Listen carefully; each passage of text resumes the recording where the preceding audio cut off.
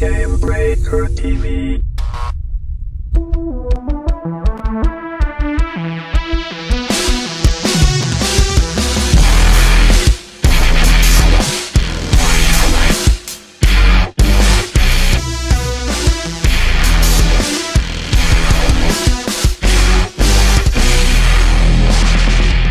Hello, everybody, and welcome to Monty's Minute, the show where you have questions about the video game industry. He has answers. This is episode number 6 for October 23rd, 2012. If you guys want to send in your questions for Monty and be on the show, make sure to send them in to Monty at Gamebreaker.tv. Monty at Gamebreaker.tv. With me, as always, Mr. Monty Sharma. How are you, sir? I'm fabulous, Gary. How you doing? Fabulous, fabulous, fabulous. All right. Let's jump into it for the week. First question of the week. This one from Sanaku Jin. Sanaku says, you mentioned MMO games like LoL, League of Legends, and World of Tanks, and they're short game models, as opposed to longer game models like a typical MMORPG. My question is, what do you think of the middle road models where you may have a week-long games like Guild Wars 2 World vs. World, or a cooperative mini MMO like Realm of the Mad God, or upcoming titles like the War Z and their idea of cycled maps and roguelike elements? Are they too niche, or do you think that that's a growing market? That's a good question. You know, I think there's a lot of experimentation still left to be done in the MMO business. So, you know, we found that, hey, there is a market for the 4-hour raids. But you'll notice that, you know, in the last few years, WoW has done a lot of things to let you do pickup groups and things like that. I think you're going to see, you know, people testing things out, and then eventually it'll settle down to there's a few modes that work really well in that, you know, let's say under 15-minute segment. Mm-hmm. There'll be some modes that work really well in that I've got an hour to kill.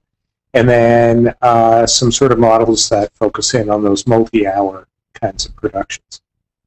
So you think we're going to see all of those like sort of segment off into separate games, or do you think we're going to see more companies building, you know, larger MMOs, but then have all of that different type of, because that seems to be what World of Warcraft's been trying to do lately, right? It seems like they're almost trying to divide the community up into people exactly like you're talking about. Like you've got the really long hardcore raiding stuff, mm-hmm. You've got quick pet battles, you've got like little mini games. So do you think it's going to be those companies, or do you think we're going to just start seeing just the raiding game, just the pet battle game, just this? Yeah, I think it's a combination. So if you have a large enough player base like WoW does, you can actually find people who fit into each one of those segments. If you've got a smaller player base, you know, they'll self-select for whatever reason into one of those things, and that's where you've got the bulk of your players, and you'll try and grow from there. So, you know, I think it depends on the core size of the game to begin with. I would have to say that wouldn't the hardest thing for companies like that is trying to hone in on that niche? Like, how do they like dial in with like laser accuracy to actually even get, you know, because they're trying to take people away from sort of like, let's say a company maybe doing this niche game is kind of trying to take the time away from somebody from like World of Warcraft, right? And that's got to be like one of the hardest things. Like, how do you draw that player in? Yeah, so you know, when you talk to game designers, their attitude, sort of direction, really is much more of, I want to build a compelling game, and in my model of a compelling game, this is the core sort of combat or play session. That's what I'm going for. That's what I'm going to design for. And these are people who've been around for a long time. They've seen a lot of games. They've worked on a lot of games. And so they're putting together a combination of things that they think is going to work. And sometimes, you know, they're bang on and you get something really cool and it really works. Other times they've got to tweak and adjust it for a while before it really gets to that heart of the matter. And sometimes they get lucky. So, hey, you know, let's not forget about that. All right, next up, this one in from Diane Hatcher. She's got a couple questions here. She says, I have a couple questions about game design tools and one about education. So we'll start with the first one. She says, there are currently many free tools for creating games that are available for someone who wants to try their hand at game development. They range from grade school level 2D scripting languages like Scratch to production engines like Unity and CryEngine 3. She says, would writing some of your own small scale games in one or multiple of these engines be useful in preparation for someone interested in a career as a game developer? And are they something that studios look at when hiring? Yes and yes. So, using things like Game Salad, Unity, GameMaker, Scratch, any of those is useful. What I would say to any sort of aspiring game developer programmer is use the most professional tool you can lay your hands on. So if it's Unity, awesome. If you've got that level of programming skills, go for Unity. If you don't have that level of skills, but you have design or art skills, go with Game Salad. Use whatever matches your skill set the most.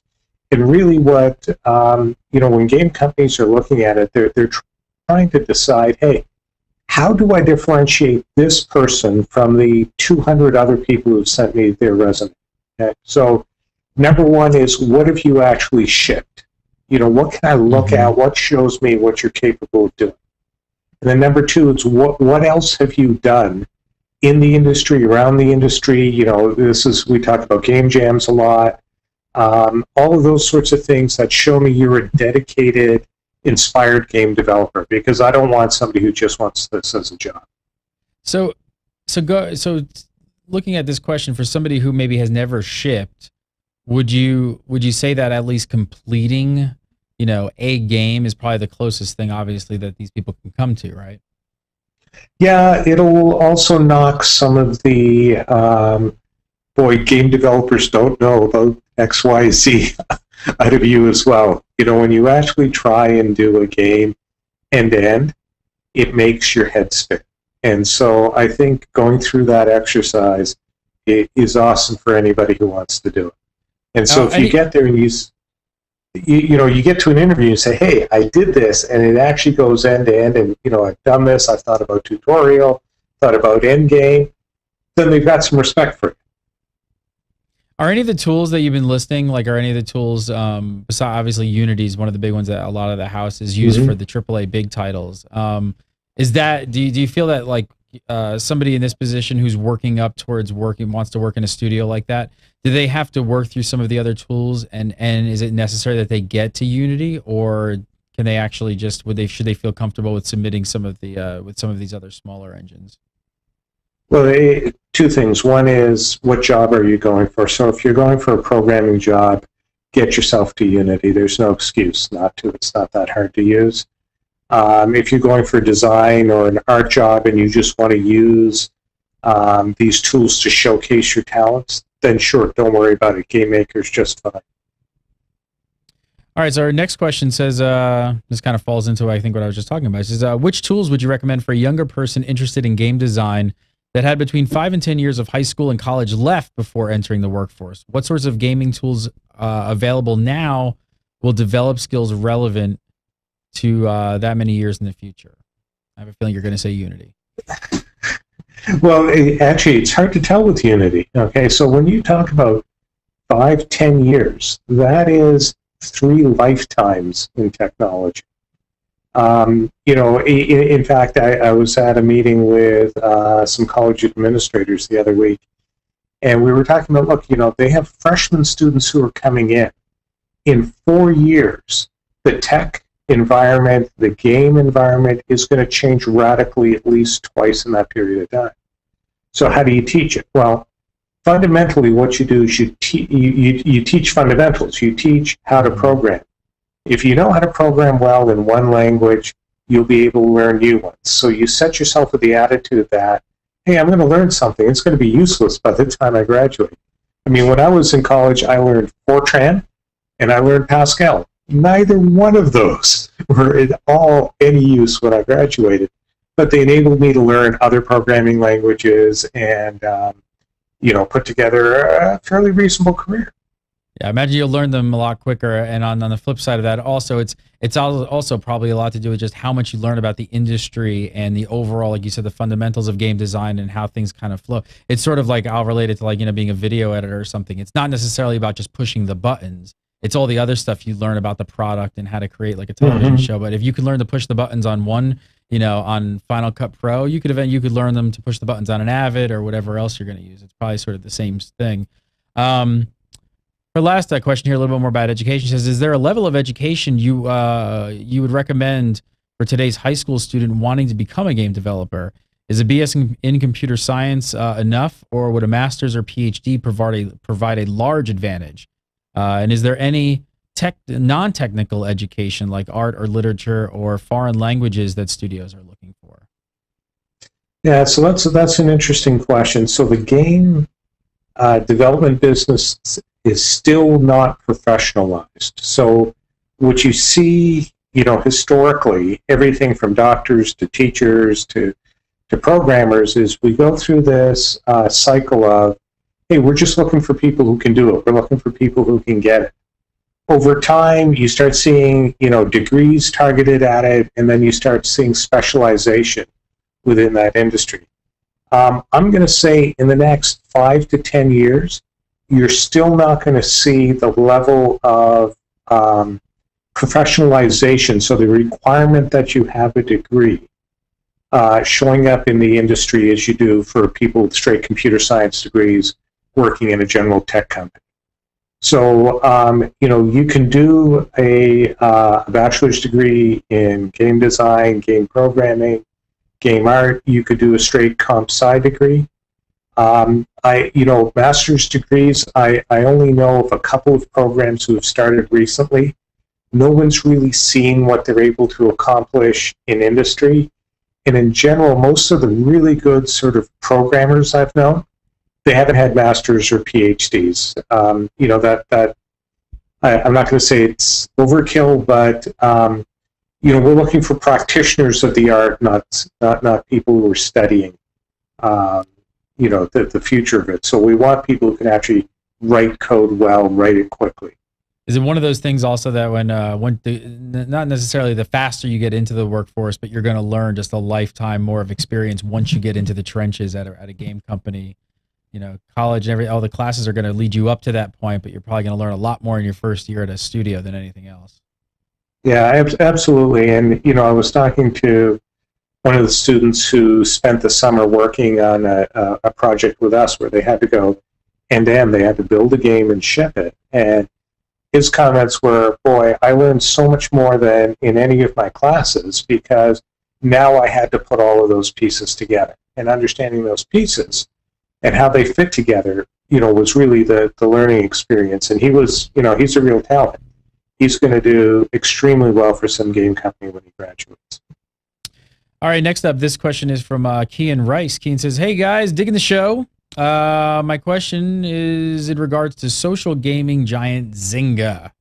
It says, recently their stock has been trading below value and many higher ups seem to be exiting the company.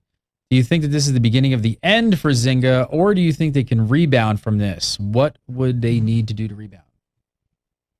Yeah, so, you know, the gaming company everybody loves to hate. Yes. Yeah.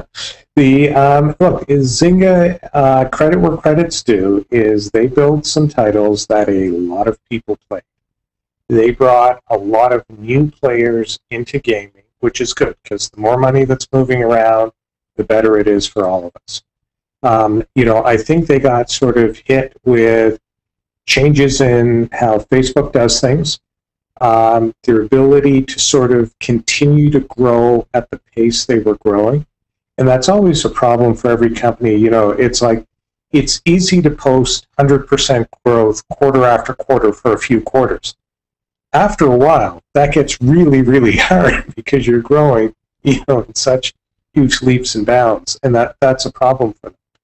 So, you know, with Facebook really dialing back, and I mean, if you look at your Facebook feed now, there's in my feed, I see almost none of the game crap that you used to see. Not at all. They've dialed it back so much, and they so much. Companies like Zynga screamed from the mountaintop about how this was going to hurt them, and it has hurt them.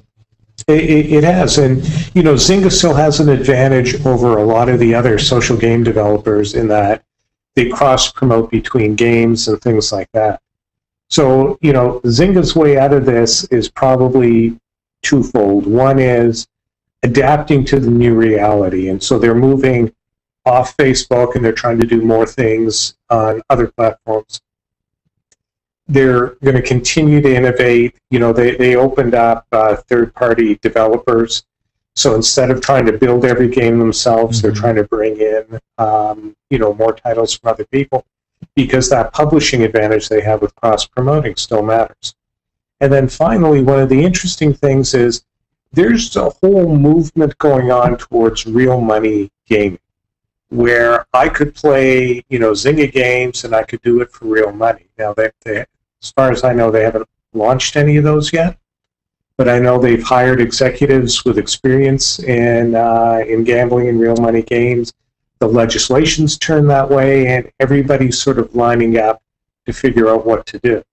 And I think that could actually lead to another massive boom for Zynga, because even though there's going to be tons of companies trying to do the same thing, having hundreds of millions of users, it really helps. And I believe I believe they're still the world's largest poker site, you know, for Texas Hold'em, even though it's free. But do you think that we're going to see something like that change with the legislation? What do you think that? How far do you think that's off? 6 months, 12 months? Well, the legislation's been changed based on some court cases. I think everybody is sort of moving cautiously, waiting to see what the regulation ends up being. So, yes, it's legal, but are states going to regulate it? Are they going to force you to register? How do you handle, you know, age, other things like that? But I think, you know, in the next year, we're going to see this tick up. All right, next up, this question is from Sigs. Sigs says, "Hey, Gary, thanks for reading this to Monty." You're welcome. Thanks. That's what I'm here. I'm here for you, man. I think you bring a whole lot more than that, Gary. No, I'm just reading it to you. Monty says, I am 25, and for the last 7 years, I was in the Army. I just got out and would like to go to college with my GI Bill benefits and get a 50K plus position in the video game industry. I would like to focus on some business part, but I'm really not sure where to go.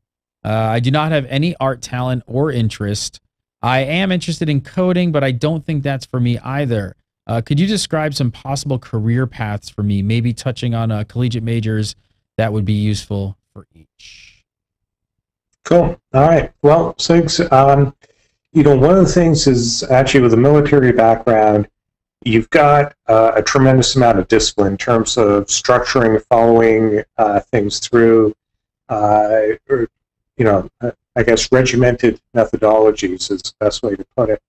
So things like project management, producer roles are certainly right up the alley. So you could either go with, some places are starting to offer game production degrees, but you could do a straight business degree and spend a whole lot of time hanging out with people in the game business and aim for a producer role. Now, to get to that producer role, you may very well end up doing a stint in QA. Again, writing test plans is probably something you're familiar with or you've seen in the military of, you know, detailed plans on exactly what to do and how to do it. That's writing QA, and move up from there. 50K is not a stretch. In fact, you know, the average salary in game development is in the mid 80s. So, you know, set your sights, work hard, and have fun. You find out, do you meet a lot of ex-military in the gaming industry? You know, I'm trying to think of. I know a few people. I know a few ex-Marines in the gaming industry, and I actually met with the Purple Heart organization recently, where they're trying to do some more things with games to sort of both fundraise and to keep veterans sort of connected with, you know, give them something special. And so I think we're going to see more and more. As gaming opens up, you know, I see all sorts of people who didn't think it was a career before, found a way in, and are enjoying it. So I expect to see a lot of, you know, former military people. And that's the thing with the major studios, especially. I mean, there's so many positions within these companies. I mean, people sort of look at working for a game company as a coder, a developer, like, and then it kind of like it stops there. Like you're a 3D modeler or a coder, and it's like no, these are huge. The companies have everything from accountants to QA. It's like it goes on and on. So really, I think your advice is there's marketing. So take your skills that you've already built up and kind of use that as leverage. And even if you probably want to move at a later date within the company, if you're in the doors, a lot easier to sort of maneuver around once you've kind of got beyond the front gates. Yeah, no, funny thing is I have one friend who went from being a coder, he was core engineering for years and years, and now he's the video producer for the company. So see, there you go. Who knows? There you go. Just take your expertise, and go with it. Monty Sharma, follow him on the Twitter at Monster MONTSTER27, and of course, make sure you send in your questions. If you want Monty to answer them, send them to Monty at Gamebreaker.tv. Monty, always a pleasure. Lots of great info. We're getting tons of great feedback. I mean, you're just getting swarmed with great comments of people. You know, I just can't find a lot of this information anywhere. There's not a lot of people talking about the real world kind of stuff that's going on within the games industry, and there's a lot of people out there who want to break in. So, yeah, it's actually a blast. We're getting awesome questions, and I'm surprised at the number of people in the industry who are listening to it as well. So we're doing something right. We're doing something right. If you want to follow me, you can follow me on it's Gary Gannon on the Twitter, and you can follow Gamebreaker TV at Gamebreaker TV. And we put up a new show, New Monty's Minute, every single Tuesday. So come over to the site, and we'll see you next week for more Monty's Minute.